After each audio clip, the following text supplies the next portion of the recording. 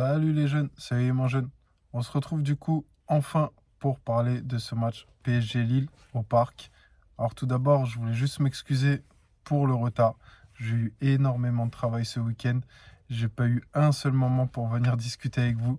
Donc enfin, je fais cette vidéo et ça me fait du bien parce que j'avais envie de parler de ce match, tout simplement. Alors pour revenir sur mon prono, j'avais dit 4-1 pour le PSG. On a bien mis 4 buts. Par contre, on a été beaucoup plus fragile que ce que je pensais défensivement. Pardon. Je savais qu'on allait prendre un but parce qu'on est toujours fébrile. Mais de là à en prendre 3, je m'y attendais pas vraiment. Donc on a pris les 3 points. C'est déjà une très bonne chose avec nos concurrents qui nous courent derrière. Mais c'était, comme vous le savez, très difficile sur ce match-là. Comme je le disais, on a eu une défense très fébrile. Mais heureusement, on a eu un grand Mbappé Maxi Bestov sur ce match. On peut aussi remercier les ultras, le public du parc, parce que malgré tout ce qui se passe, malgré l'enchaînement des mauvais matchs, des mauvais résultats, il y a l'union sacrée. Là, on ne peut pas dire le contraire. Les gars ont poussé pendant tout le match, même quand le PSG s'est fait remonter, que le PSG s'est fait doubler. Les mecs, ils étaient toujours là à encourager l'équipe, à chanter, à crier, tout ce que vous voulez. Donc franchement, merci pour l'ambiance. Et on va passer tout de suite au compo. On avait donc Donnarumma dans les cages sans surprise. On avait une charnière Kimpembe-Ramos. Alors pour le retour de Kimpembe, il est passé un petit peu à travers. Mais bon, on y reviendra plus tard. On avait Mendes à gauche, notre petit Nuno. Et à droite, on avait donc Pembele, le Titi. Alors là-dessus, Galtier, il a fait ses choix parce que on n'avait pas de Marquinhos, on n'a pas de Hakimi, on n'a pas de Mukele. Donc forcément, au bout d'un moment, il faut bien faire quelque chose. Et c'était Dembélé qui était là. Devant cette défense, on avait donc Verratti, parfaitement placé. À ses côtés, on avait Ruiz et Vitinha. Alors, c'est pas exactement les placements que je préfère pour Vitinha, mais c'est le choix du coach. Et Ruiz, même s'il ne mérite pas forcément. Mais voilà, encore une fois, le coach a décidé, c'est comme ça. Devant en numéro 10, on avait Neymar. Pour moi, c'est le meilleur placement qu'on puisse lui donner maintenant. Et devant lui, on avait donc Mbappé et Messi pour le retour en tant que titulaire de Mbappé. Comme je le disais, grand Mbappé ce soir. Et franchement, ce retour nous fait vraiment beaucoup de bien. La physionomie de ce match, c'était particulièrement énorme. On a eu un PSG qui mène assez rapidement 2-0 en 20 minutes de match. Et 4 minutes derrière, Lille réduit l'écart. Il remonte à 2-2. Il repasse devant à 3-2 pour ensuite finalement avoir l'égalisation de Mbappé à 3-3 et la victoire offerte par Messi à 4-3. Donc match particulièrement énorme niveau scénario. Pour le premier but du PSG, avec ce Mbappé qui revient en tant que titulaire et qui était en grande forme sur ce match, on a Mbappé qui dévore les espaces et qui arrive même à dévorer les endroits où il n'y a pas d'espace. Il passe entre deux défenseurs. Franchement, ce qu'il a fait, ça m'a fait penser au but qu'il met contre le Real Madrid à la dernière minute en Ligue des Champions. Il met un petit pont sur un défenseur, sur un des deux défenseurs qui le cadre. Et ensuite, il se couche sur le terrain pour pousser le ballon au fond. Et il met un deuxième petit pont au gardien. Franchement, son but, il est tout simplement extraordinaire. C'est du Mbappé, tout simplement. Le deuxième but du PSG, donc c'est Neymar qui a l'initiative, qui passe à Mendes. Mendes qui retransmet derrière, Messi qui la laisse passer. Franchement, très intelligent.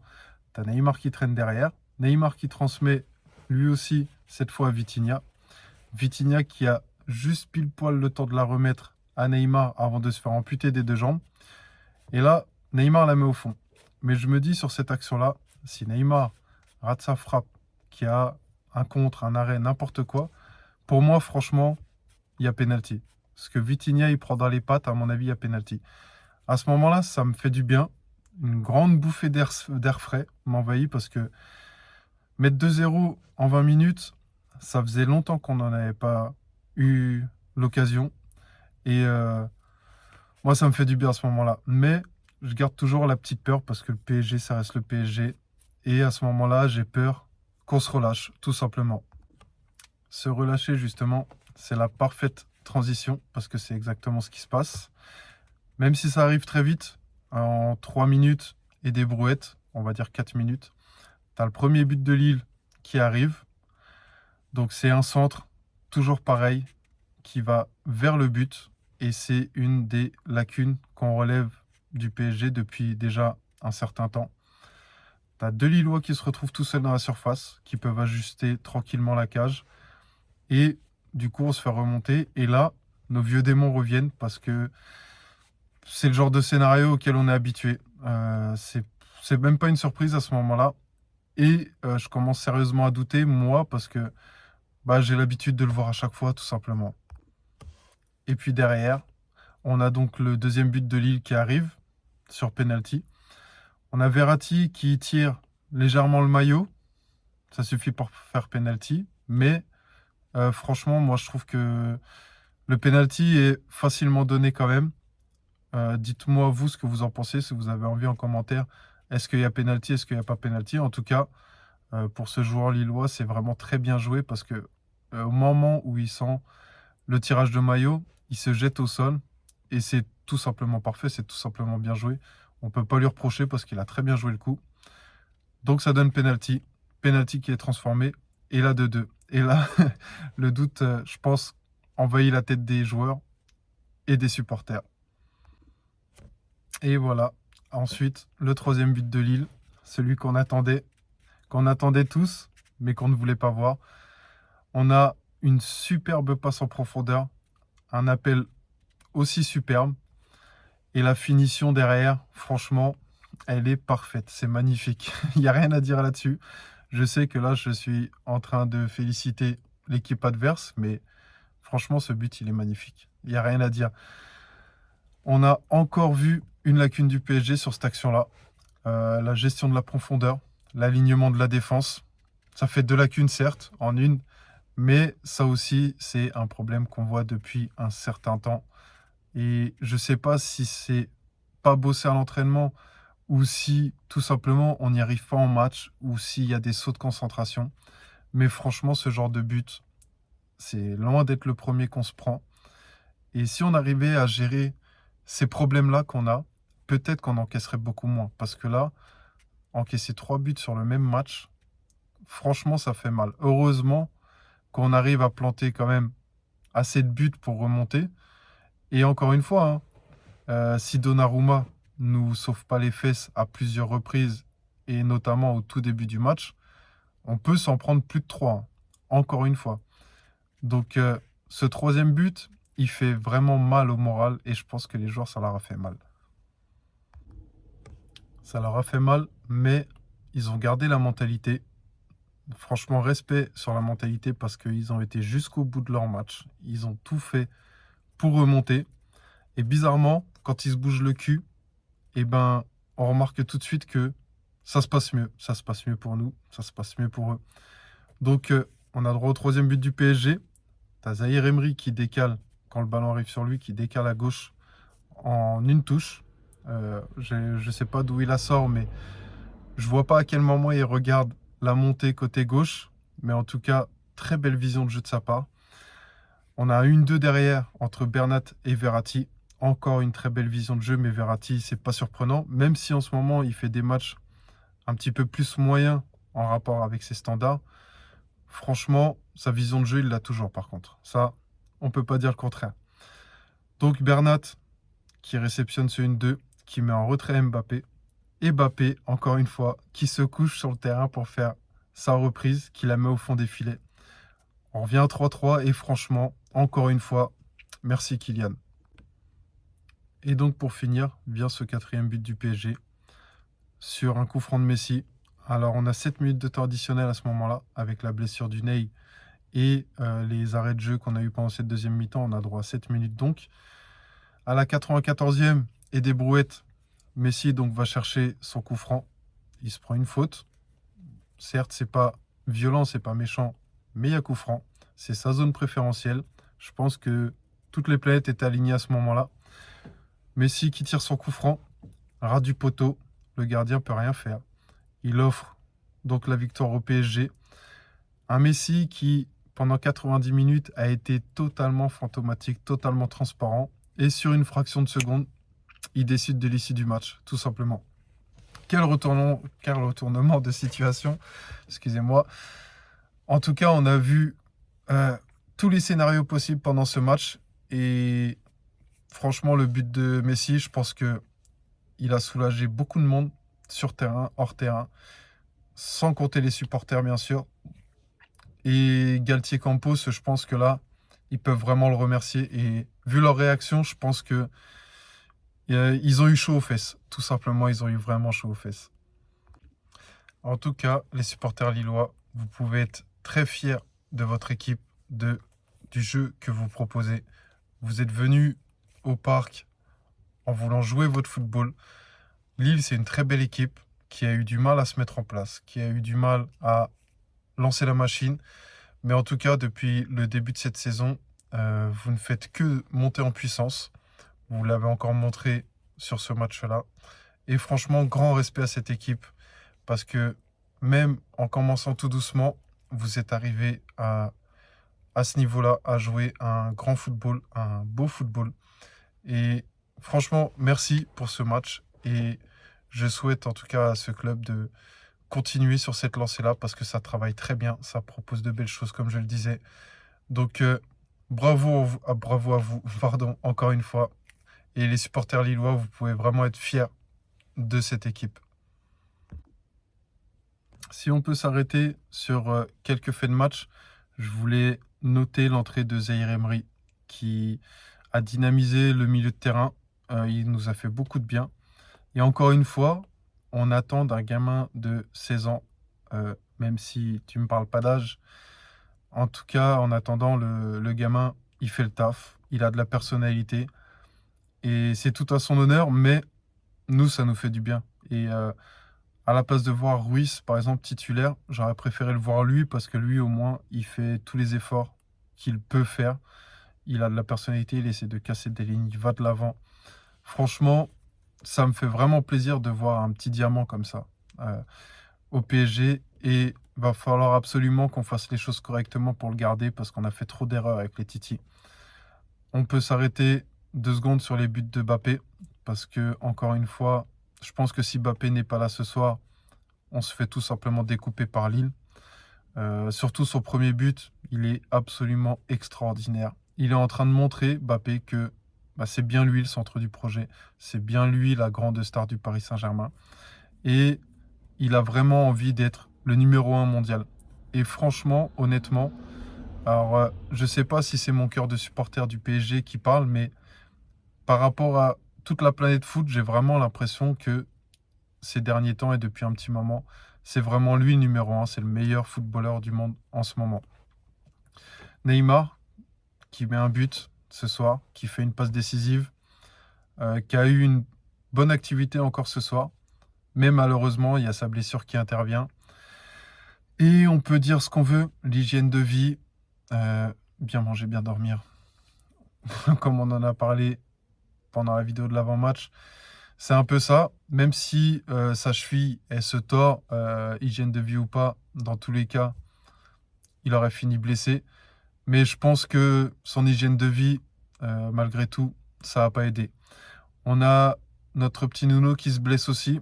Donc, avec mon retard de vidéo, j'ai vu pas mal d'informations passer et apparemment, c'est pas si grave que ça. Il pourra sûrement être même titulaire contre Marseille. Donc, gros point noir de la rencontre, mais au résultat, s'il est là contre l'OM, très très bonne nouvelle pour nous. On en a absolument besoin.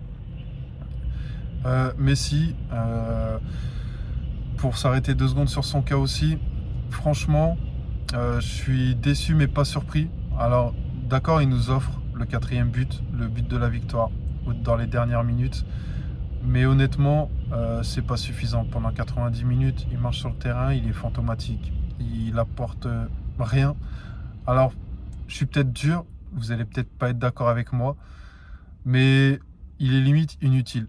On n'a pas besoin d'un mec de 35 ans, 36 ans, payer 40 millions d'euros par an, un gros contrat en or, pour être décisif 30 secondes par match. Alors peut-être que ce soir c'est important et c'est peut-être pour ça que vous allez trouver que je suis dur, mais pour moi ça reste un flop tout simplement ce match. Malgré bien sûr le dernier but, son coup franc à la 95e. Si vous n'êtes pas d'accord avec moi, n'hésitez pas à me le dire, mais pour moi c'est pas suffisant. Alors les stats, c'est compliqué parce que je vous l'affiche là. La possession, on n'est pas supérieur. On roule pas sur la Ligue 1, on le voit très bien. Au niveau des tentatives, on roule pas sur Lille non plus. Même au nombre de passes, on roule pas sur la Ligue 1 encore une fois. Franchement, même au niveau des stats, je trouve que c'est assez parlant parce que on n'est plus le PSG qui fait peur à tout le monde. Et Lille nous l'a bien montré encore ce soir. Dans mes tops, je mettrai Mbappé bien sûr, sans surprise. Je pense que tout le monde sera d'accord là-dessus. Le petit Zaïre Emery, parce que moi je tiens vraiment à saluer le fait que le gamin il a 16 ans et à chaque fois qu'il rentre, à chaque fois qu'il joue, même si il y a des matchs où c'est pas extraordinaire, en tout cas il a toujours montré de la personnalité et il a toujours apporté quelque chose en plus que nos milieux qu'on a été chercher je ne sais combien de millions à gauche et à droite. Donc pour moi ce soir, lui aussi c'est un flop. Et en troisième top, un flop, excusez-moi Zaïre Emery, un top. C'est même pas un lapsus révélateur, je le pense vraiment, c'est vraiment un top. Et Donnarumma, qui pour moi aussi a été un top ce soir, parce que s'il n'est pas là ce soir, dès le début du match, on peut commencer à sombrer. Et peut-être que si on encaisse un peu trop rapidement dans le match, la physionomie, elle aurait été complètement différente. Donc merci Donnarumma à lui aussi, parce que, encore une fois, il y a plusieurs situations où il nous sauve le derrière. En flop, je mettrai Kimpembe. Alors, j'ai pas envie de trop le charger parce que il revient de blessure. Il n'est pas en rythme, mais il y a des erreurs qu'il fait, comme sur la tête en retrait pour Donnarumma. Il offre un but et Donnarumma sauve cette action-là. Mais il y a des petites erreurs comme ça où même sans rythme, tu peux pas te permettre de faire. Tu restes un professionnel, ça reste un grand défenseur, malgré tout. Il y a des erreurs qu'il ne peut pas se permettre de faire tout simplement. Je mettrai Verratti en flop aussi. Alors, parce que c'est Verratti, tout simplement. Alors, il fait un joli 1-2 avec Bernat, je suis d'accord. Mais comme c'est Verratti, moi en tout cas, j'en attends beaucoup plus de qualité, beaucoup plus de fermeté, beaucoup plus de contrôle au milieu de terrain. Et ça fait quelques matchs où il est un petit peu en dessous de son niveau. Et connaissant Verratti, ça serait pour moi lui manquer de respect de ne pas le mettre en flop parce que je sais très bien qu'il est capable de largement mieux que ça. Et en dernier flop, je mettrai Messi. Messi, comme je vous le disais quelques instants auparavant, parce que Messi, c'est comme Verratti. Ça serait lui manquer de respect de dire que c'est suffisant son match parce qu'il est capable de mieux. Même si il est cramé au niveau des courses, il a plus 20 ans, c'est pas le Messi d'il y a 10 ans, 15 ans. J'en attends quand même plus que ça, surtout par rapport à son aura et par rapport à sa carrière, par rapport à ses capacités. Bien sûr que Messi est capable de largement mieux que ça. N'hésitez pas, vous, dans les commentaires, à me donner vos tops, vos flops, si vous en avez l'envie. Je vous lis, comme d'habitude, avec grand plaisir. N'hésitez pas non plus à vous abonner. C'est avec grand plaisir que je vous accueille aussi.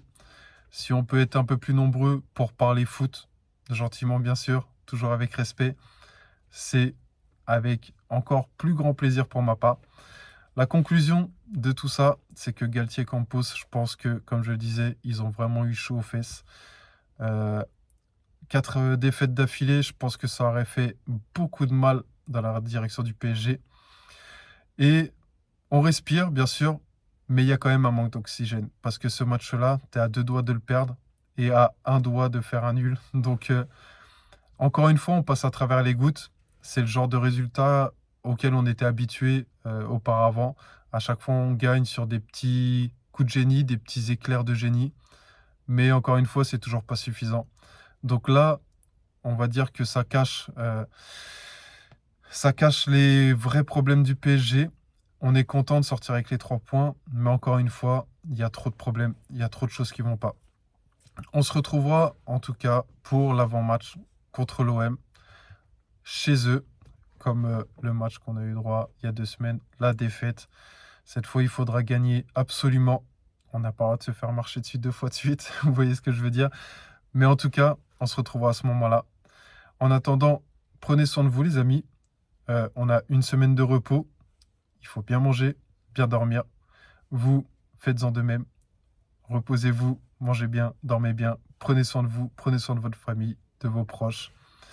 Ciao les amis et allez Paris.